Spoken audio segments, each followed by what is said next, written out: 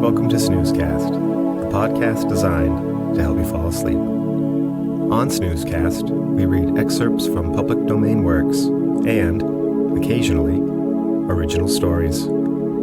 Find us on snoozecast.com and follow us on Spotify, Facebook, Apple Podcasts, and Instagram, among others. We'd like to thank our listeners.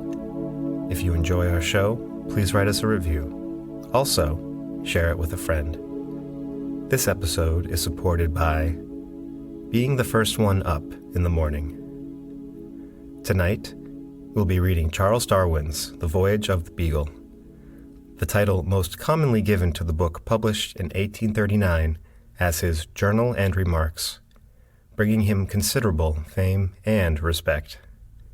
The book is a vivid travel memoir as detailed as a scientific field journal, covering biology, geology, and anthropology that demonstrates Darwin's keen powers of observation.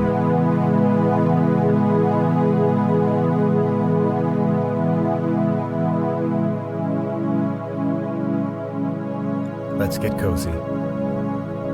Close your eyes. Relax your body into the softness of your bed. Now, take a few deep breaths.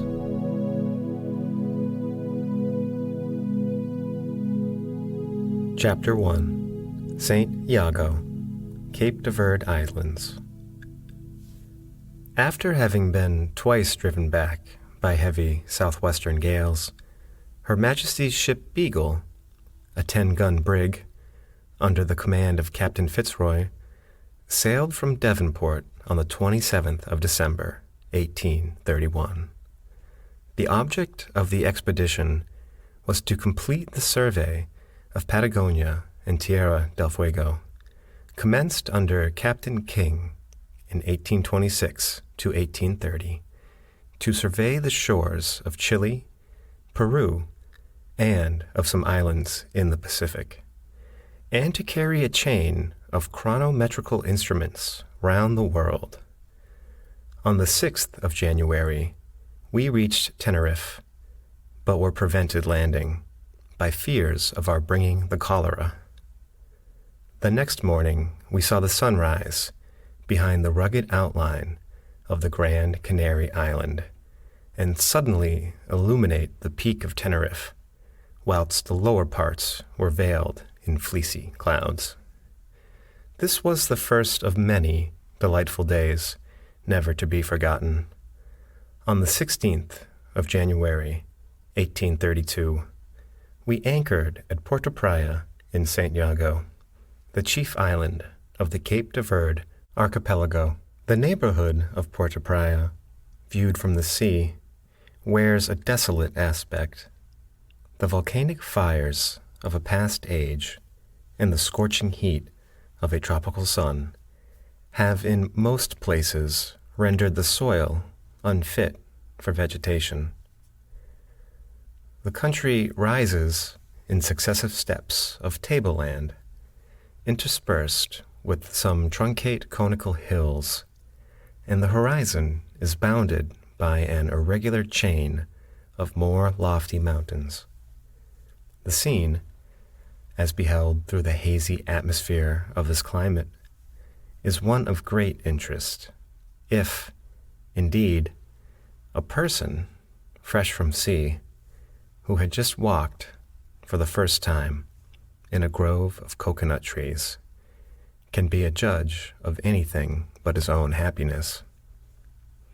The island would generally be considered as very uninteresting, but to anyone accustomed only to an English landscape, The novel aspect of an utterly sterile land possesses a grandeur which more vegetation might spoil. A single green leaf can scarcely be discovered over wide tracts of the lava plains. Yet flocks of goats, together with a few cows, contrive to exist. It rains very seldom, but during a short portion of the year, heavy torrents fall, and immediately afterwards, a light vegetation springs out of every crevice. This soon withers, and upon such naturally formed hay the animals live. It had not now rained for an entire year. When the island was discovered, the immediate neighborhood of Porto Praya was clothed with trees. 11, the reckless destruction of which has caused here, as at St. Helena, and at some of the Canary Islands, almost entire sterility. The broad, flat-bottomed valleys, many of which serve during a few days only in the season as watercourses, are clothed with thickets of leafless bushes. Few living creatures inhabit these valleys. The commonest bird is a kingfisher, which tamely sits on the branches of the castor oil plant and then darts on grasshoppers and lizards. It is brightly colored, but not so beautiful as the European species. In its flight, manners, and place of habitation, which is generally in the driest valley, there is also a wide difference. One day, 2 of the officers and myself rode to Ribera Grande, a village a few miles eastward of Porto Praya. Until we reached the valley of St. Martin, the country presented its usual dull brown appearance, but here, a very small rill of water produces a most refreshing margin of luxuriant vegetation. In the course of an hour, we arrived at Ribera Grande, and were surprised at the sight of a large ruined fort and cathedral. This little town, before its harbor was filled up, was the principal place in the island. It now presents a melancholy, but very picturesque appearance. Having procured a black padre for a guide, and a Spaniard who had served in the Peninsular War as an interpreter, we visited a collection of buildings, of which an ancient church formed the principal part. It is here the governors and captain generals of the islands have been buried. Some of the tombstones recorded dates of the 16th century. The heraldic ornaments were the only things in this retired place that reminded us of Europe. The church or chapel formed one side of a quadrangle, in the middle of which a large clump of bananas were growing. On another side was a hospital, containing about a dozen miserable-looking inmates. We returned to the venda to eat our dinners. A considerable number of men, women, and children collected to watch us. Our companions were extremely merry, and everything we said or did was followed by their hearty laughter. Before leaving the town, we visited the cathedral. It does not appear so rich as the smaller church, but boasts of a little organ, which sent forth singularly inharmonious cries.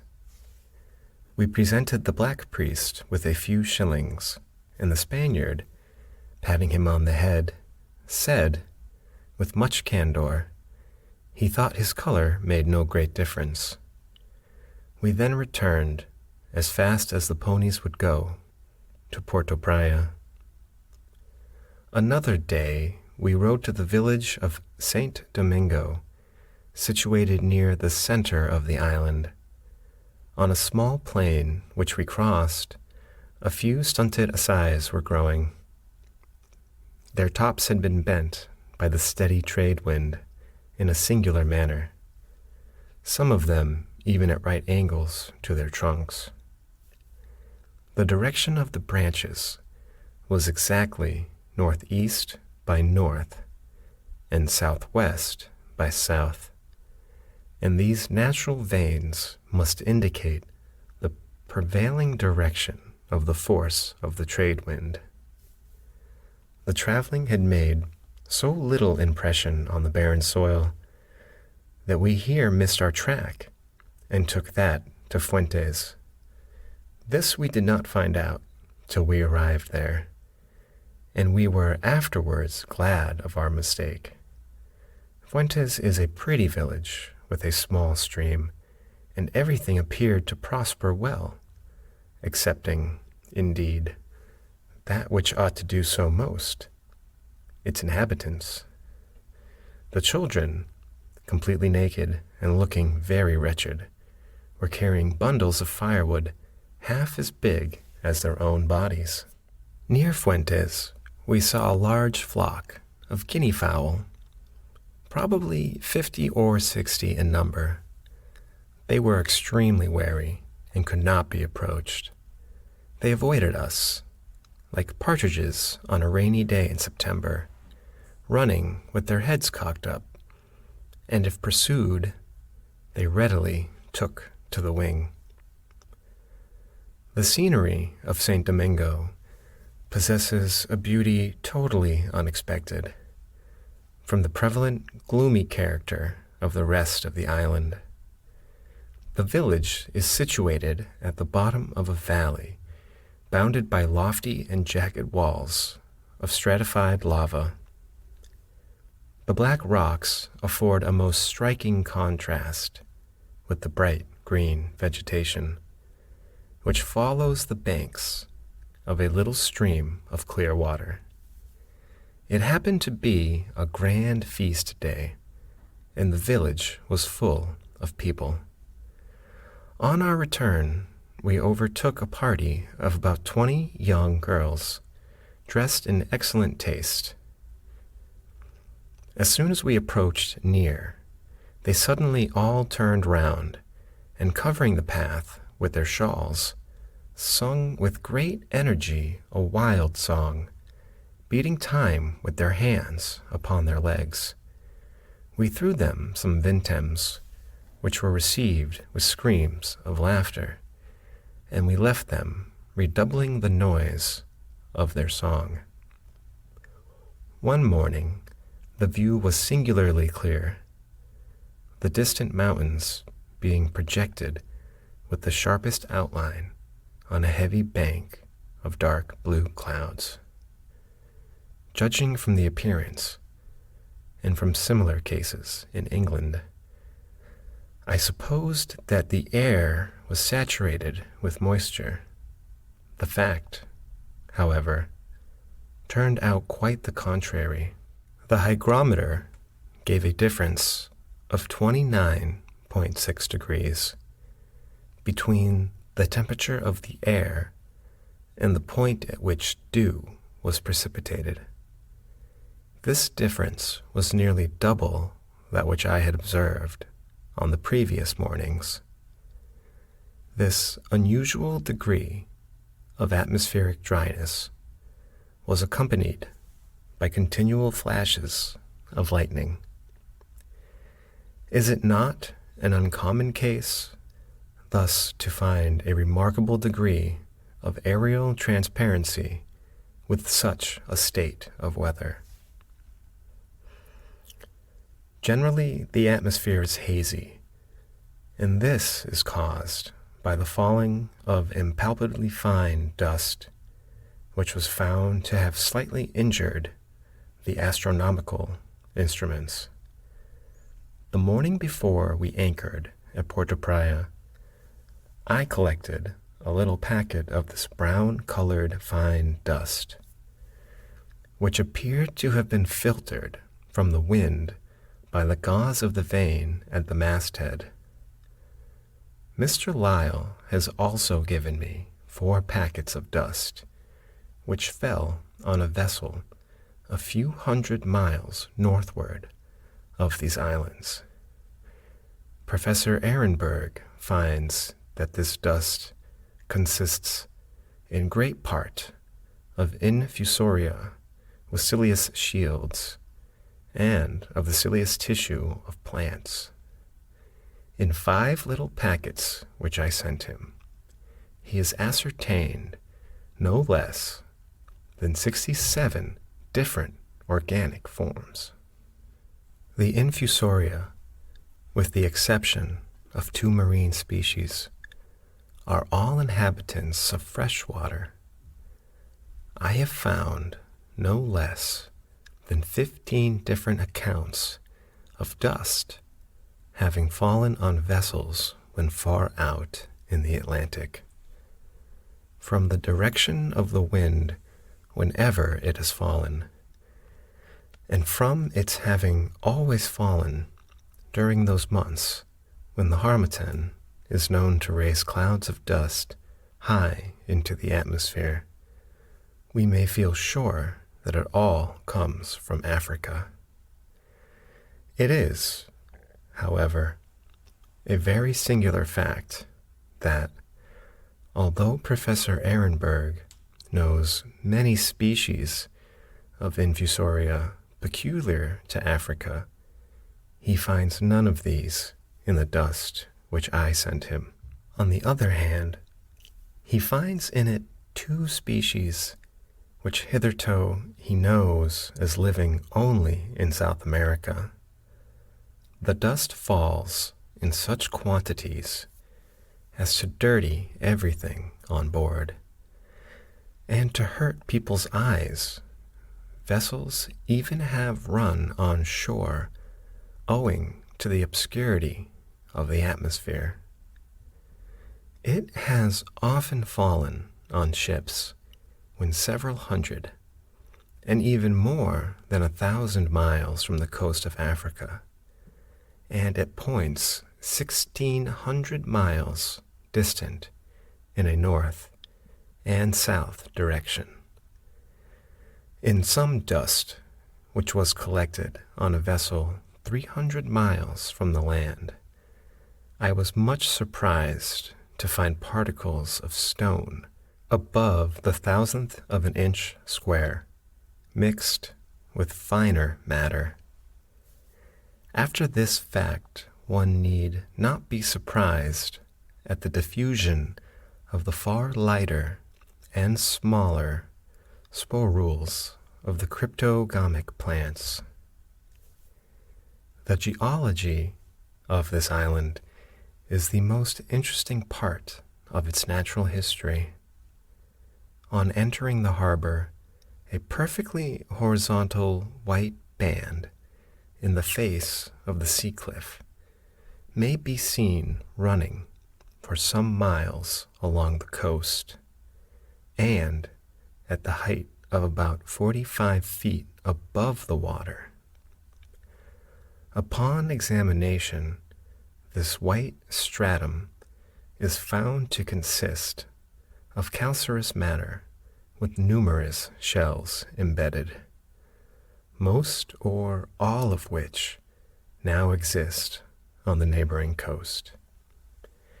It rests on ancient volcanic rocks and has been covered by a stream of basalt, which must have entered the sea when the white shelly bed was lying at the bottom.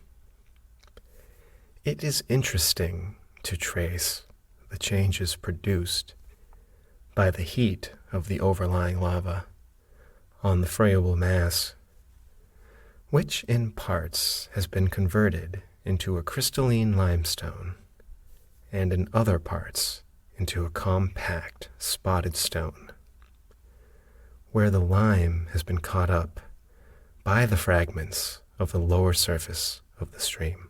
It is converted into groups of beautifully radiated fibers resembling aragonite.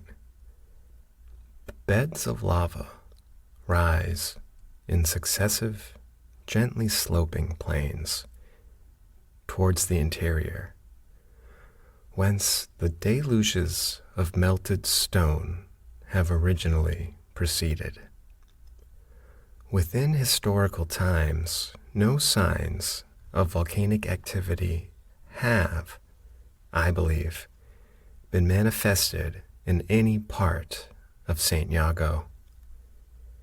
Even the form of a crater can but rarely be discovered on the summits of the many red, cindery hills, yet the more recent streams can be distinguished on the coast, forming lines of cliffs of less height, but stretching out in advance of those belonging to an older series.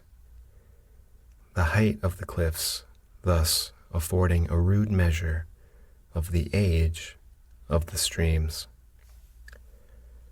During our stay, I observed the habits of some marine animals. A large Aplysia is very common.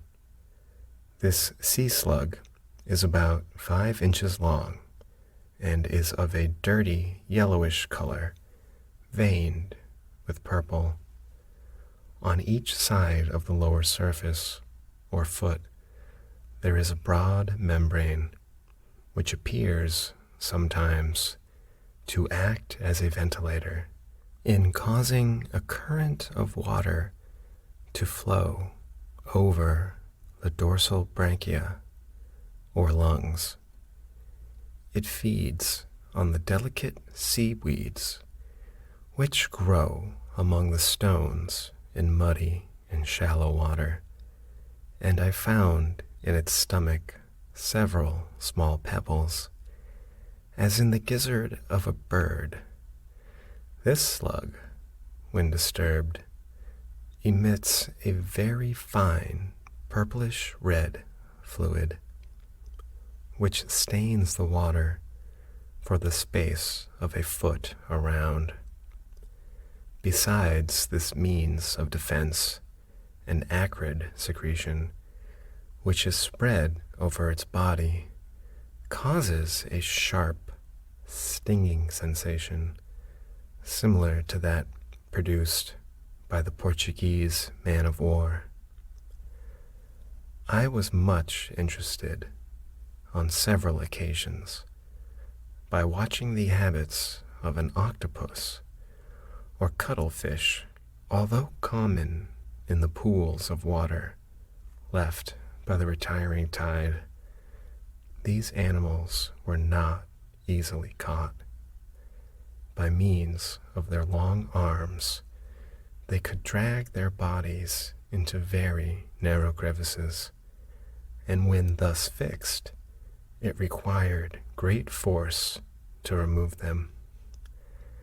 At other times, they darted tail first, with the rapidity of an arrow, from one side of the pool to the other, at the same instant discoloring the water with a dark chestnut-brown ink.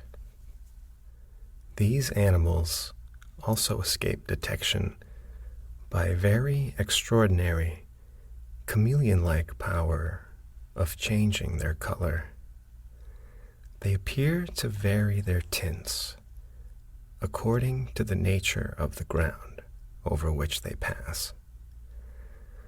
When in deep water, their general shade was brownish purple, but when placed on the land or in shallow water, this dark tint changed into one of a yellowish green.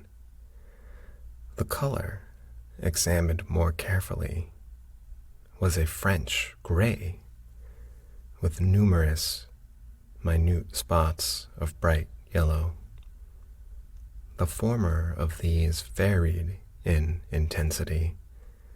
The latter entirely disappeared and appeared again by turns.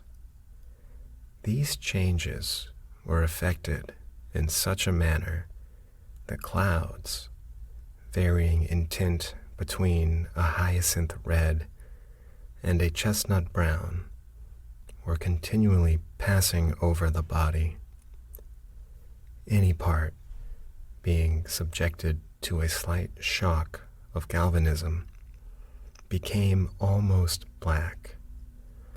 A similar effect, but in a less degree, was produced by scratching the skin with a needle. These clouds, or blushes as they may be called, are said to be produced by the alternate expansion and contraction of minute vesicles containing variously colored fluids. This cuttlefish displayed its chameleon-like power both during the act of swimming and whilst remaining stationary at the bottom. I was much amused by the various arts to escape detection used by one individual, which seemed fully aware that I was watching it, remaining for a time motionless. It would then stealthily advance an inch